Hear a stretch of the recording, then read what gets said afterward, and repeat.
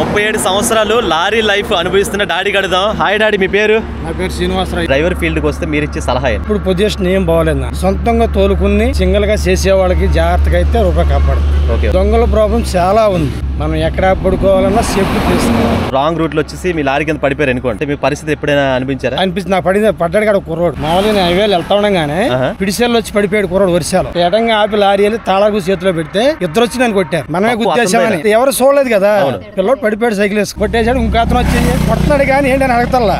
ఈ లోపు ఈ పిల్లోడు అంటే మురుముక్కులాగా వచ్చింది. అప్పుడు చూశారు బాస్ తక్కువ ఇది మాట్లాడతాను. మనం చెప్పాక అర్థం వర్షాలు కదా జరిగింది. కుర్రోడికి అతను లేచి తాళాలు చేతికిచ్చిన తర్వాత నలుగురు పోగాడి ఏ ఊరు ఏంటి మంచి పని చేసావు, మాదే తప్పులంటే వదిలేసారు. కొన్ని కారణాల వల్ల మనం తప్పు చేయకపోయినా చేయాల్సి వస్తుంది. వాళ్ళు భరాయించుకోవాలి కదా, మరి పెద్ద వాహనం కదా. కారులో అయితే దూరేస్తామేనండి. అలా జాగ్రత్తగా లారీ పిల్లలు గుర్తు పెట్టుకుంటాం. లారీ ఒక వాహనం ఇల్లు.